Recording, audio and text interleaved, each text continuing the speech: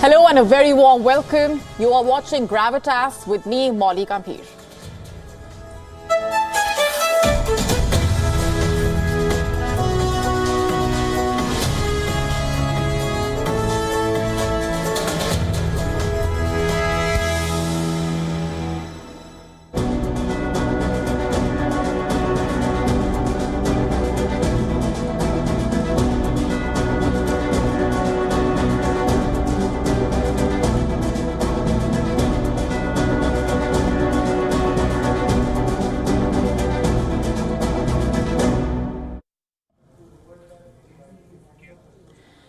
News, unfortunately, is rarely good news on television, but we are pleased to report that tonight is an exception, a very happy exception, in fact.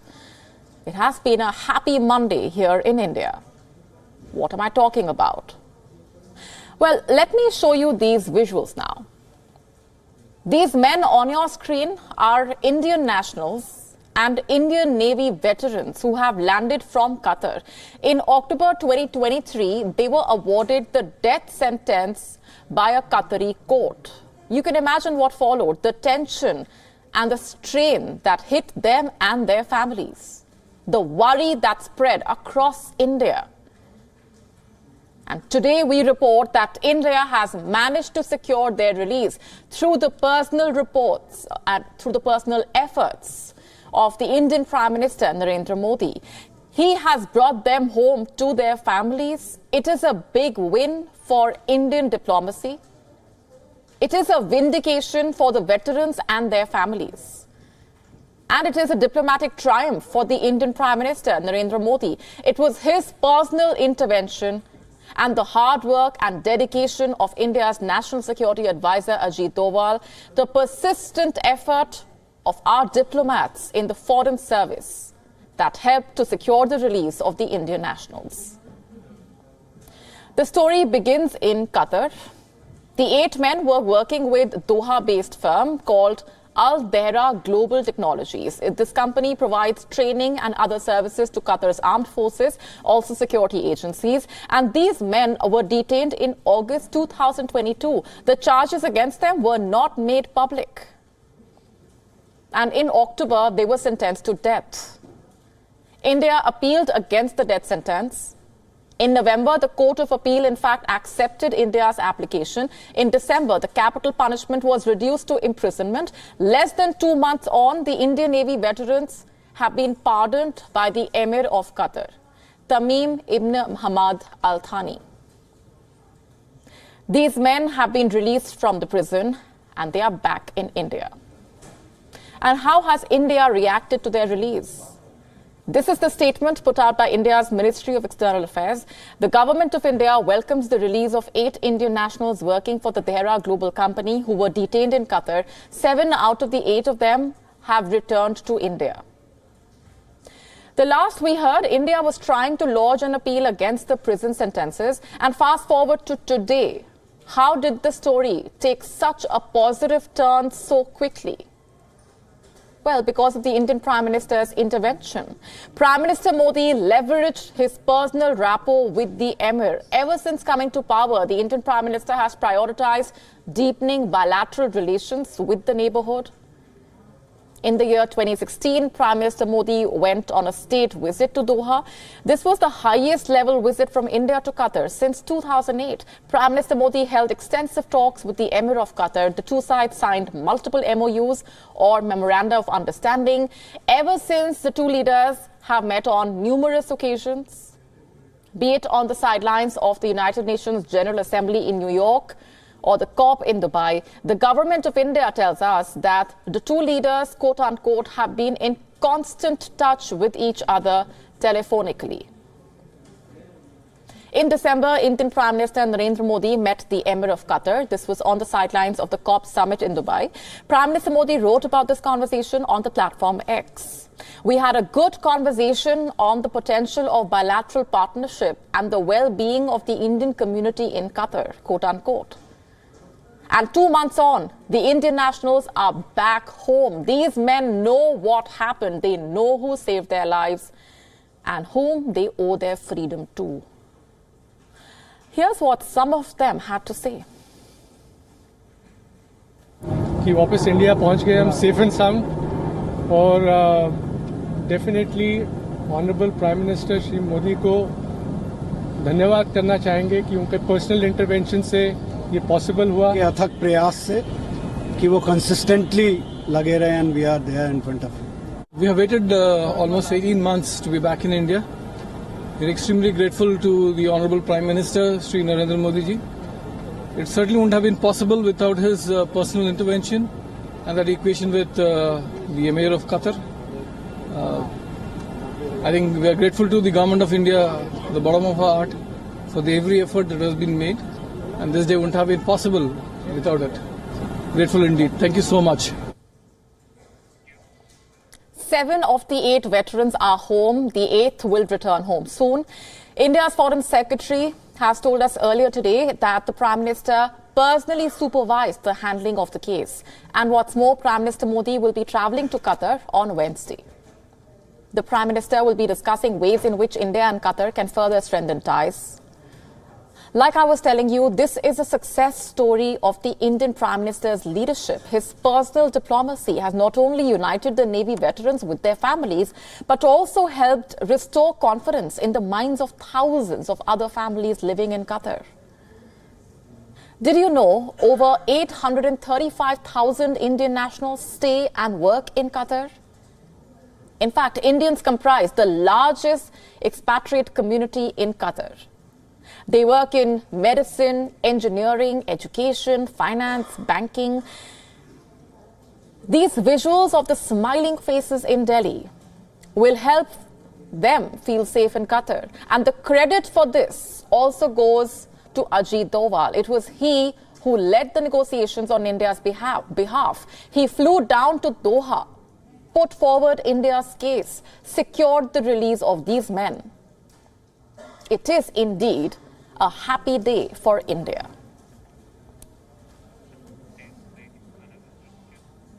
On to some breaking developments coming right in. This is regarding the Pakistan election. Remember, there's been a lot of speculation, a lot of back and forth ever since the elections took place over who exactly will now take over the helm of affairs. Now, we do have more information coming in on that front regarding the negotiations. We're getting some inputs coming in from the country where sources to WION have been saying that Nawaz Sharif's PMLN has offered the Prime Minister's post to Bilawal Bhutto Zardari's PPP. You heard that right. Now, remember, the two political parties are holding alliance talks to form the next government there after both parties had failed to win clear majority. Now, what does all of this mean? What's really going on behind the scenes? Let's go straight across to our Pakistan Bureau Chief Anas Malik, who has been tracking all those developments very closely, getting us those minute-by-minute updates from on the ground. Anas, over to you. What is the latest that you have in terms of these negotiations? Which way are things headed?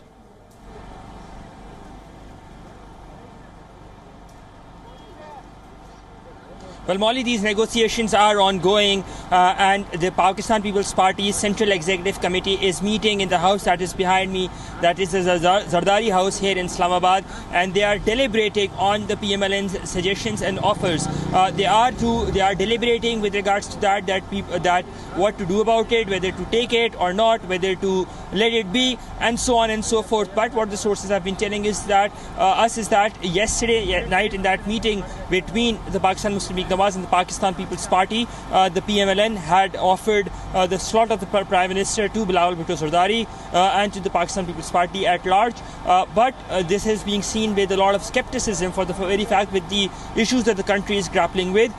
So in all likelihood, the Pakistan People's Party will not be taking up the PMLN's offer, but would rather be returning the favor back which the PMLN had done to them in 2010 by not being part of the government but still being part of the treasury benches, so that the government has its numbers. Molly? Right, Anas, very interesting developments. There's also the question of what all of this means for the PTI. Give us a better sense of what's happening within the PTI camp and what is their strategy looking like? What's their reaction to all of this? Well, the only thing that the PTI is right now focused on is to ensure that its loyalists don't end up changing loyalties, and which is a very big problem in order to how to ensure that all of their loyalists remain intact. That being said, the PTI claims that it has the numbers. It has filed a lot of tribunal appeals before the High Court today against alleged election rigging, and the count, what they say, has not been accurate. And we'll be seeing more appeals being filed tomorrow as well in the course of next 24 hours. But the PTI strategy right now is to focus in-house on two things. First, to ensure that they have a suitable and an agreed upon candidate for the post of the Chief Minister of Khyber Pakhtunkhwa, and of course to ensure that its loyalists don't end up switching loyalties. Molly? Right, Anas, if you can also just outline for our viewers in more detail the timeline that we are looking at. What is the time frame, and how soon do we expect clarity on all of this? So it's a three-pronged process. It's a staged process. First is the timeline for independent candidates. As soon as they are notified, the results have been completed. As soon as they are notified, from the day of their notification, they have 72 hours or 3 days to either A, join a party, B, maintain their independent status, or C, form a new party. That is the first stage. The second stage is with regards to the timeline that the Election Commission has. The Election Commission has exactly 14 days from the day of the election, that is from the 8th of February, from Thursday when the election happened, to announce all of the results. That is number 2. Number 3 is the timeline that the President of Pakistan has, which is a timeline of 21 days, where the President will have to convene a session of the new Constituent Assembly in a span of 21 days from the day of the election. So by virtue of that, 29th of February is the last date by when the President has to convene the session of the Assembly. Molly? All right, we're leaving it there for the moment, Anas, but of course a lot going on, and we will come back to you as and when we have further updates coming in. Thanks very much for now.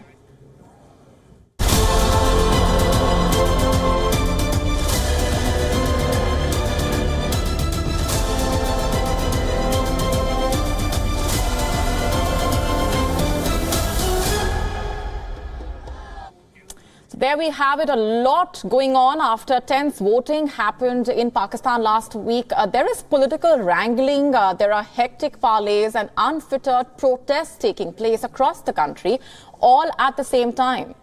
And the question remains, who will become the next Prime Minister of the country, and how will Pakistan form its next government? And these questions are being asked even though voting ended 3 days ago. And now it's looking like the country's second and third political blocs have agreed to form a pact. I'm talking about Nawaz Sharif-led PMLN and Bilawal Bhutto Zardari-led PPP. Very interesting development. And Sharif and Bhutto Zardari are holding alliance talks so that they can form the next government. In fact, they held a meeting on Sunday and agreed in principle to save the country from political instability. You heard that right. The PMLN and the PPP may not have the people's mandate, but it looks like Sharif and Bhutto Zardari are more than eager to split the spoils in Pakistan. You see, the citizens have delivered a stinging blow to Pakistan's military generals. Independent candidates linked with the former Prime Minister Imran Khan secured the most parliamentary seats in the election. And this is despite the fact that Khan's party was effectively banned. His speeches were barred from TV, and 14 years of prison sentences also came his way. It was all a Pakistan military design aimed at stopping Imran's return to power. Since Khan's party was barred from the elections, most of its candidates stood as independents. And according to the final results, independents won 101 of the National Assembly seats. At least 93 of them were Imran Khan-backed candidates. And this, by the way, puts them ahead of other parties. While Nawaz Sharif's PMLN won 75 seats, Bilawal Bhutto Zardari's PPP won 54 seats. And the result was a surprise. Everyone expected Nawaz Sharif's party to win, as he had the backing of the Pakistan military after all. It was expected because the country's most popular leader, Imran Khan, had been jailed on charges ranging from corruption to having married illegally. The Pakistan military had done everything that was possible to keep Imran Khan from returning to power. Yet the complete opposite happened. In a setback for the Pakistan military, Imran supporters came on top. Independents backed by Imran Khan now have the leverage. And this has basically forced Sharif and Bhutto Zardari to shake hands. It's not surprising. In the year 2022, the two parties had formed an alliance to oust Imran Khan. They ruled the country till August last year. Once again, they are back at the talking table, hoping to come to power and keep Imran Khan out. But what they are currently wrangling over is who will take the Prime Minister's job, and reports say both of them are hesitant. It's because of the top job in Pakistan being a seat made of thorns, to say the least. To become Prime Minister of Pakistan, a candidate has to show that they are at the head of a coalition and need to have a simple majority of 169 seats in the National Assembly. Of the 366 seats, 266 are decided by direct voting. 70 seats are reserved for women and non-Muslims. These are allocated according to the strength of each party in the National Assembly. And under the rules, independent candidates are not eligible to be allocated reserved seats in the parliament.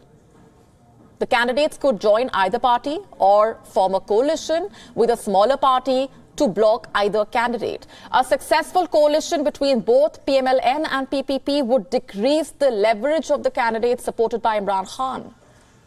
But, like I mentioned earlier, talks between the PMLN and the PPP were snagged over which leader would take the top job. Both sides are interested, but there is no breakthrough so far. Both parties want the office of Prime Minister.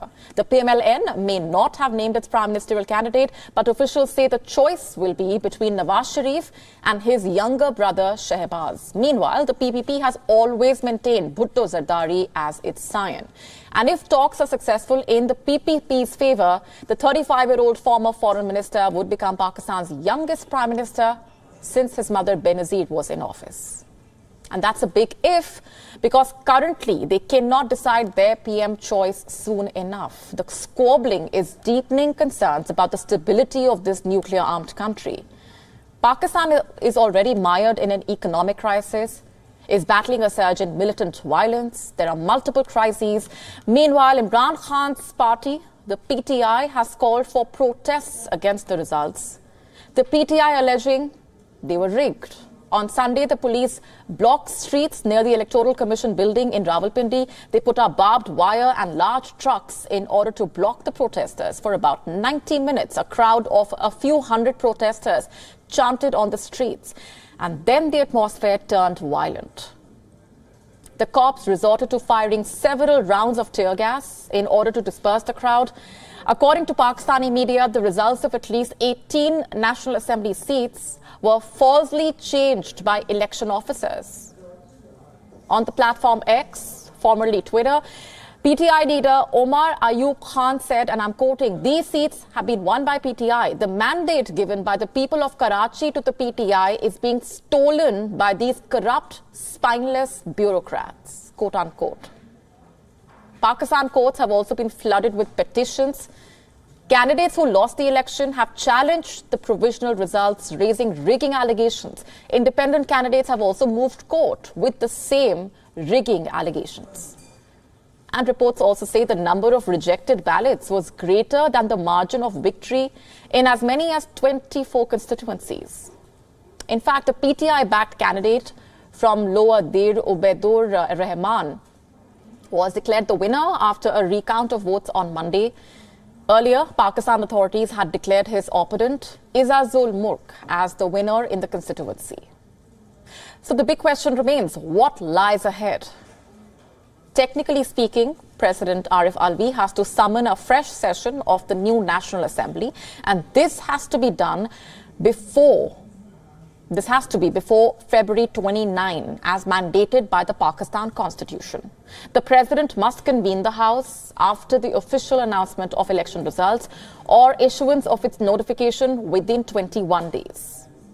The clock is ticking, but much of what lies ahead remains uncertain, to say the least. If Imran Khan-backed candidates succeed in forming a government, it will usher Pakistan into an unprecedented era, one in which the ruling party will be at odds with the military and its leader remains behind bars. But then again, who are we kidding? The chances of that happening are slim.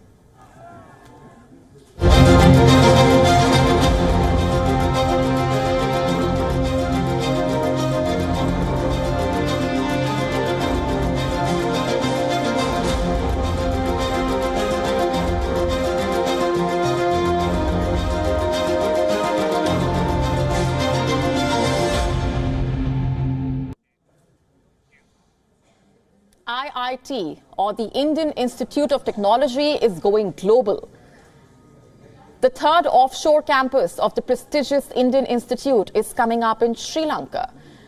The Sri Lankan President, Ranil Wickremesinghe, confirmed this in an exclusive interview to WION.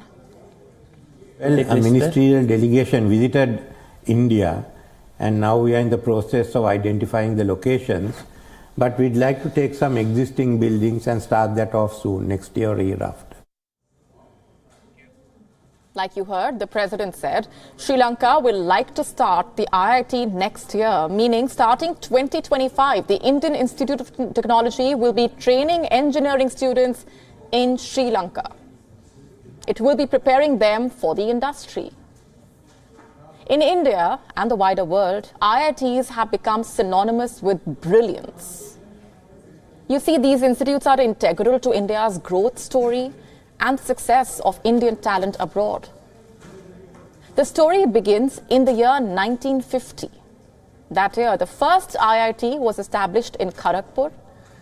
6 years later, the IIT was declared an institute of national importance. And soon more IITs were established, starting with Bombay, Madras, or present-day Chennai, Kanpur, Delhi. These institutes were meant to be the cornerstones in building India's technology, scientific and industrial edifice. IITs were established to produce engineers and scientists who would help build India, help lead India and the Indian economy. The institutions have exceeded expectations. Today, you see, IIT graduates are changing the face of technology in India and abroad. Alphabet CEO Sundar Pichai is an IIT graduate. Nandan Nilekani and Narayana Murthy, the founders of Infosys, are IITians. So are the founders of Flipkart, Sachin Bansal and Binny Bansal. Sintel co-founder and chairman Bharat Desai, Sameer Gehlot, founder and chairman of India Bulls, Ola's Bhavish Agarwal and Ankit Bhati, India's former defense minister and former chief minister of Goa, Manohar Parrikar, was from IIT as well. Former Twitter CEO Parag Agarwal is an IITian, as is IBM CEO Arvind Krishna and FedEx CEO Raj Subramaniam. For decades, IITs have trained the best of Indian minds, and now the institute is training talent abroad as well. The first offshore IIT campus was established in Tanzania's Zanzibar. The MOU was signed in 2023 in the presence of the President of Tanzania, Dr. Hussein Ali Mwinyi. Classes have already started at a temporary campus. 2 full-time courses are currently being offered, a 4-year Bachelor of Science in Data Science and AI and a 2-year Master of Technology in Data Science and AI. In fact, IIT has also set up a campus in Abu Dhabi. Undergraduate courses are starting later this year. Graduate programs have already been launched. There are also short-term courses on a range of subjects from AI, machine learning, to 5G and its applications, business management, healthcare entrepreneurship and management, supply chain management, EV technology. In 2023, the United Kingdom expressed interest in opening offshore IIT campuses. Several universities reached out to the IITs, and we are being told that the details are being ironed out. IITs have also received requests from countries in West Asia to set up campuses. The government of India created a committee to facilitate the setting up of offshore campuses. This committee has already submitted its recommendations, and chances are soon we will have more offshore campuses of IITs. Also, what's worth noting is that these campuses are promising to provide high-quality education, and cutting-edge campuses are costs that students can afford. For the Zanzibar campus, for example, the fees is around $12,000 per year for the bachelor's course. Master's students will have to pay around $4,000 per year. Let's just compare this cost with MIT, or the Massachusetts Institute of Technology. The tuition fees for undergraduate students is almost $60,000 per year. Plus you have housing fee, student life fee, food, books, so on and so forth. It adds up to almost $83,000 per year. Students enrolling in these Indian colleges abroad will not have to spend most of their adult life repaying loans. Like most things in India, these courses also will be value for money, without compromising on quality. And there's more good news. Today, Indian Prime Minister Narendra Modi spearheaded the launch of Unified Payment Interface, or UPI services, in two countries, Sri Lanka and Mauritius. Prime Minister Modi also introduced the RuPay card services in Mauritius. Indian ocean क्षेत्र के 3 मित्र देशों के लिए आज एक विशेष दिन है। अपने ऐतिहासिक संबंधों को आज हम आधुनिक डिजिटल रूप से जोड़ रहे हैं। ये हमारे लोगों के विकास के लिए हमारे कमिटमेंट का प्रमाण है। फिनटेक कनेक्टिविटी के माध्यम से केवल क्रॉस बॉर्डर ट्रांजैक्शंस की ही नहीं, क्रॉस बॉर्डर कनेक्शन को भी बल मिलेगा। भारत का यूनिफाइड पेमेंट्स इंटरफेस यानी यूपीआई आज नया दायित्व निभा रहा है, uniting partners with India. The Indian technology is expected to benefit millions of people in these countries. It will help them make digital transfers and make the process faster and also seamless. Not just that, the introduction of RuPay card services in Mauritius will enable Mauritian banks to issue cards based on the RuPay mechanism, facilitate settlements both in India and Mauritius. The launch of UPI settlement services for travelers will ease transactions for Indian nationals visiting Sri Lanka and Mauritius, as well as for Mauritian nationals traveling to India. With robust cultural and people-to-people linkages, this initiative will foster greater economic cooperation and facilitate smoother financial interactions between the countries.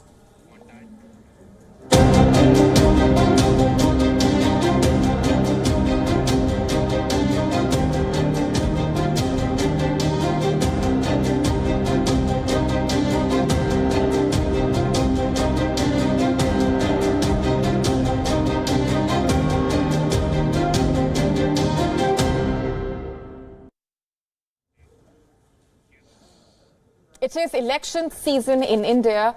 The ruling Bharatiya Janata Party seems well placed to win a third term. The Congress, meanwhile, has its back against the wall. And amid that, Rahul Gandhi has chosen to hit the streets a second time. Now, does the Congress think the steps will translate into votes? Then it might need to rethink that. The walk, after all, began with a bang, but it looks like it will end with a whimper. After last year's Bharat Jodo Yatra, or Unite India March, Rahul Gandhi is leading another road trip. This one is called the Bharat Jodo Nyaya Yatra. For our global audience, Nyaya means justice. The theme of the second edition of this journey is justice. The journey began on the 14th of January from Manipur and it was scheduled to conclude on the 20th of March in Mumbai, but it now may come to an end at least a week earlier than planned. And why is that? Well, because the Congress had decided has decided to skip most of the western districts in the state of Uttar Pradesh. The Yatra was scheduled to enter the state this week. Rahul Gandhi was supposed to spend 11 days in Uttar Pradesh. It is a politically crucial state. 80 Lok Sabha seats are at stake, even more so for the Congress because it has failed to make a mark here in the last 2 lower house elections. And it seems to be on the same path this time around as well. Rahul Gandhi's Yatra was to pass through 28 constituencies. This included Prime Minister Narendra Modi's seat Varanasi, Rai Bareli, Amethi, Allahabad, Phulpur and Lucknow. But now, according to reports, the journey would skip most of the western UP districts. It will travel directly from Lucknow to Aligarh and then to Agra before entering Madhya Pradesh. And why has Rahul Gandhi decided to leave Western Uttar Pradesh out of his itinerary? Has it given up hope, or is it trying to save face? Because interestingly, there are reports that Congress's India bloc partner, Rashtriya Lok Dal, which has a strong presence in Western UP, has now joined hands with the National Democratic Alliance. You see, something similar happened last month as well, when the Bharat Jodo Nyaya Yatra was about to enter the state of Bihar. Chief Minister Nitish Kumar of the JDU refused to be a part of it. He was an ally of the opposition bloc at that time. But shortly after this snub, he also switched loyalty to the National Democratic Alliance, the NDA. Now, is the same going to happen in Western UP as well? Is that why the Congress has decided to save its breath and exclude the constituencies from the journey? Sources close to the Congress are saying otherwise. They have said that the decision has nothing to do with the political developments. But what is the reason then? Apparently, the Congress wants to slow down the Yatra. It wants to ensure that Rahul Gandhi gets more time to interact with groups on the way. Now, it's up to you if you want to buy that. But the truth of the matter is, the desperation in the Congress camp is growing loud. Many leaders who are perceived to be close to Rahul Gandhi have already quit. So have some old-timers.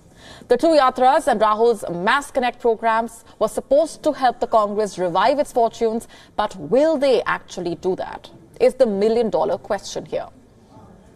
The journey is ill-timed and seems to be more harm than good for Rahul Gandhi and his party. Analysts saying such yatras are good PR. They are meant to bring electoral benefits. But in the case of the Bharat Jodo Nyaya Yatra, the reverse is happening. The India bloc is slowly collapsing.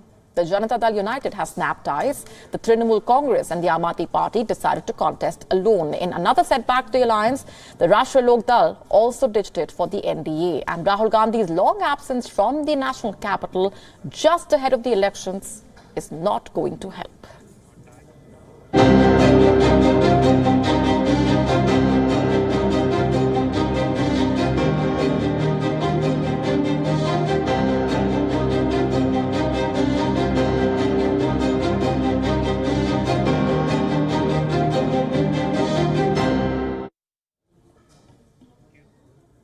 And staying on with news from India, more than 200 Indian farmers' unions are set to hold a mega protest on the 13th of February. They are calling it Delhi Chalo. Thousands of farmers are on their way to the national capital. They are coming in from the breadbasket states of Punjab and Haryana, also from Uttar Pradesh. Now, what do these farmers want? Why are they protesting? What are the authorities doing in response? Let me answer all of those questions. Let's begin with what's happening on the ground. Section 144 has been imposed in the national capital. It will be in place till the 12th of March. This prohibits rallies and processions. Any gathering of 5 or more people is not allowed. Entry of tractors and trolleys or any vehicle transporting people or raw materials into Delhi is also prohibited. There is also a ban on firearms, explosives, corrosive substances or lethal weapons, and on the carrying of brickbats, boulders, acid or any other dangerous fluid. Mobile internet services have been suspended in at least 7 districts of Haryana from February 11 through February 13. There is also a ban on bulk messaging and all dongle services provided on mobile networks except voice calls. Security has been tightened in Delhi. Delhi police is on high alert. The national capital stands fortified. Borders have been sealed. Roads leading to Delhi have been blocked with cement barricades, barbed wires, iron nails. And it's not just the Delhi borders. Haryana and Punjab borders also stand blocked by cement slabs and multi-layered concrete walls. The Haryana police made makeshift prisons in several cities bordering Punjab.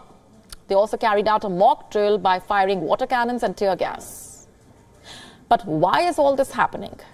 What are the farmers of India demanding?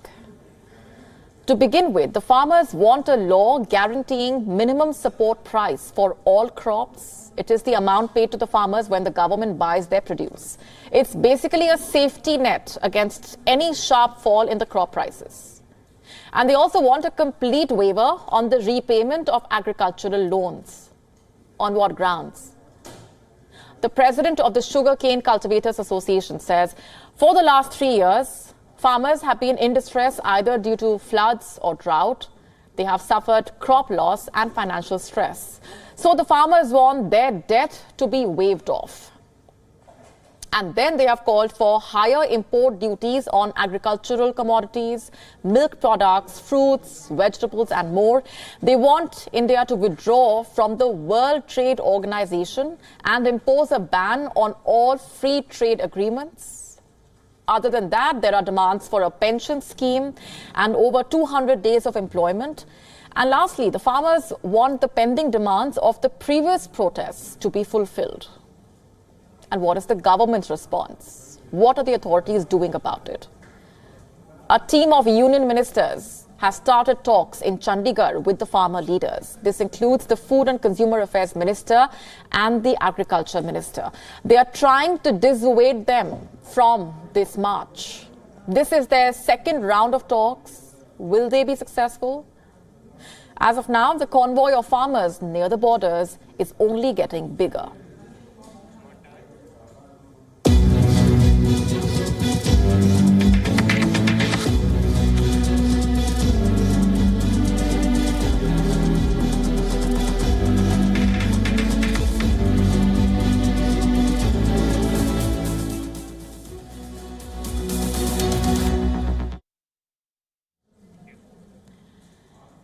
In China, the Year of Dragon has started. It's a creature considered most auspicious in Chinese zodiac. It represents power, strength, leadership. Well, what an irony.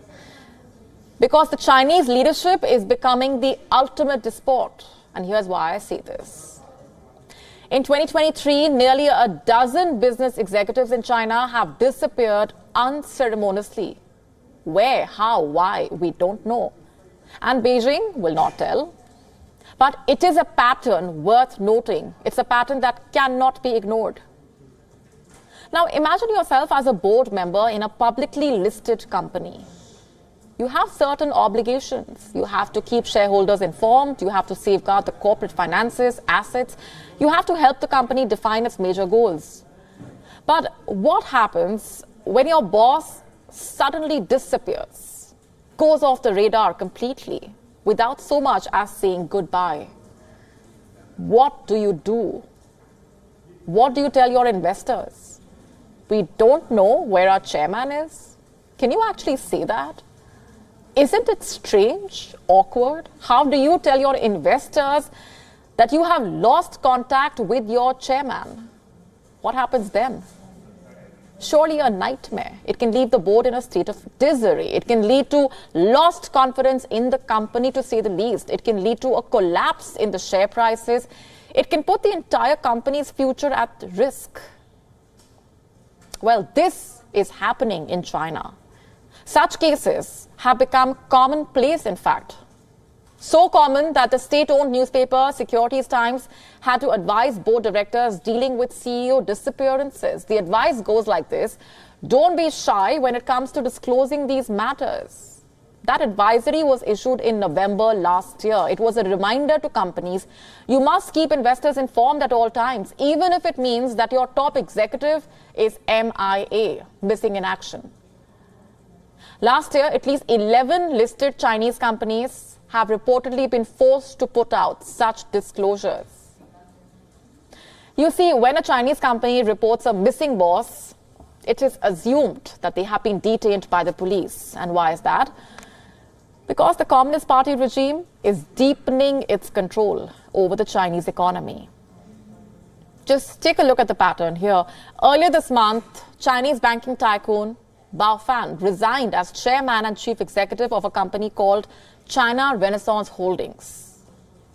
And what's strange is not the fact that he resigned.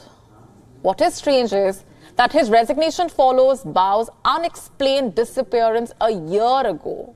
So after a year of being missing, Bao sort of resurfaced only to resign from his roles. Let me tell you a little bit about Bao Fan. First, his company said it had lost contact with Bao. Then they stated that he was cooperating with an investigation that was being carried out by Chinese authorities. Exactly which agency was conducting this probe and on what charges was not made clear. It still isn't. That disappearance happened last year. It had shocked China's business and investing community. And now a year later, during a filing on the Hong Kong Stock Exchange, Bao's company informed that he has stepped down. They cited health reasons for his resignation. They clarified that there was no feud or disagreement with the board. Bao Fan was going to spend more time on with his family. No other detail was provided about Bao's decision or his whereabouts. Isn't that a bit strange? He was one of China's most high-profile bankers. He was a well-connected banker at Morgan Stanley and Credit Suisse before he founded China Renaissance in 2004. The firm invested in many of China's most successful tech companies and helped them go public in Hong Kong and New York. What happened to him? Where is he now? Again, we don't know. There is no clarity.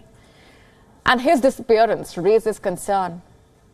It's relevant because his absence coincides with a broader crackdown on China's financial sector.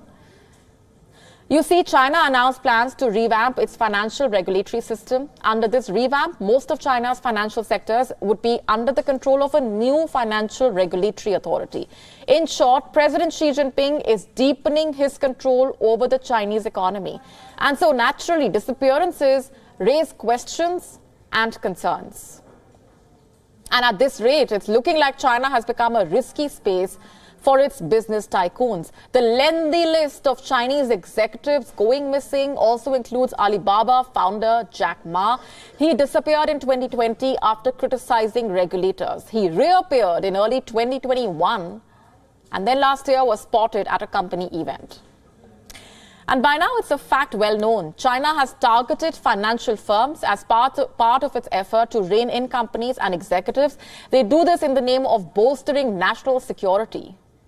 Over the past year, Chinese authorities have targeted and raided several firms with foreign ties. In November last year, China's Ministry of State Security said it was a staunch guardian of financial security. In an article on the ministry's WeChat page, the agency laid out 10 actions that could raise suspicion under China's counter-espionage law. Last year, a revision to this law broadened the definition of what constitutes spying, and this has sparked fresh concerns. Workers at foreign companies in China could be swept up for taking part in normal business activities like collecting information about industries or competitors. As China's economy slows down, it wouldn't be an exaggeration then to assume that more Chinese businesses will likely see their bosses go missing.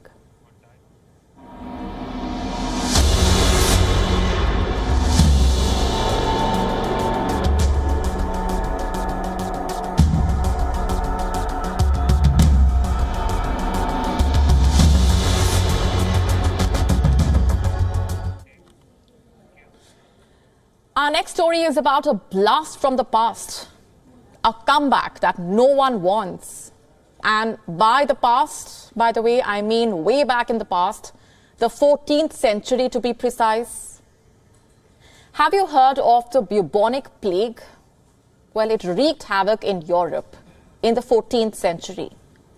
So why am I talking about it tonight? Well, because it's back. Where? in the United States. Oregon has reported its first human case of bubonic plague in over 8 years. This is a scary development, and tonight we will tell you all that you need to know. But first things first, what exactly is bubonic plague?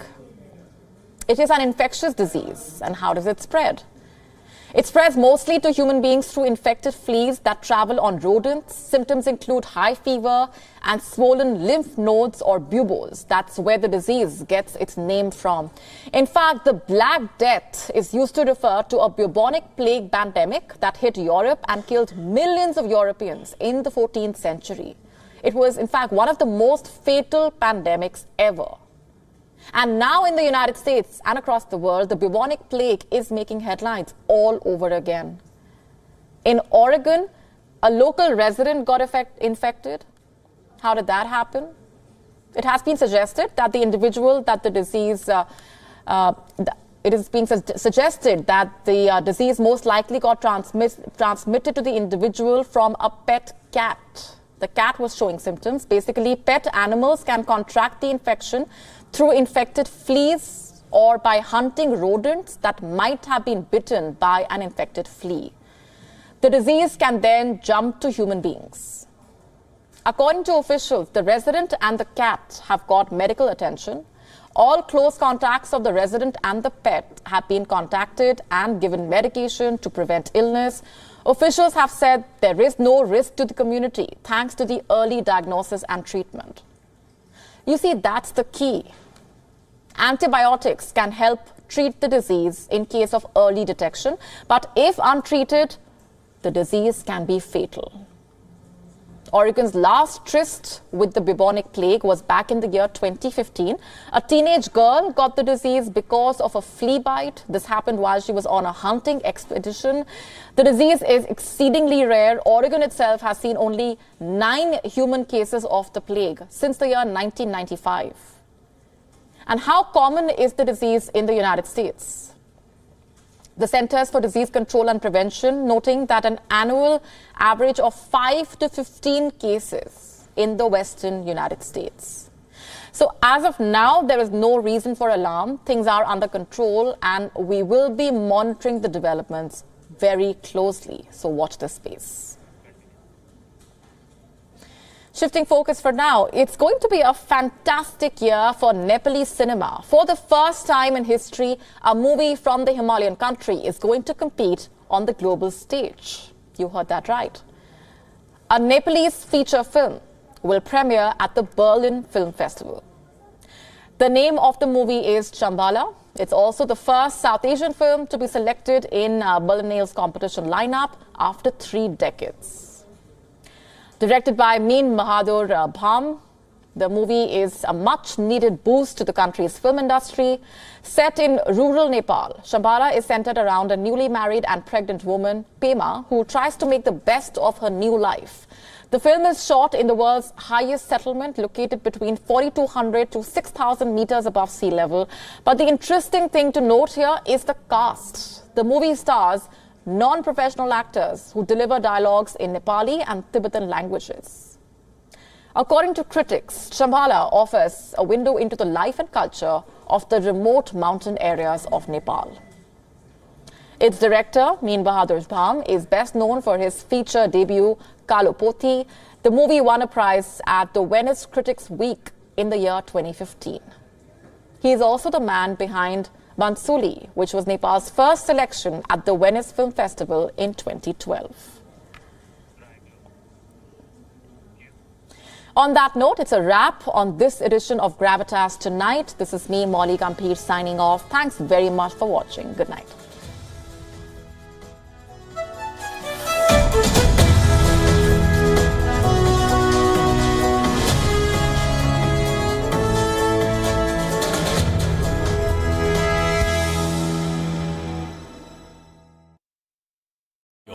India's Global Voice, the channel that brings you the biggest stories from across the world through India's lens.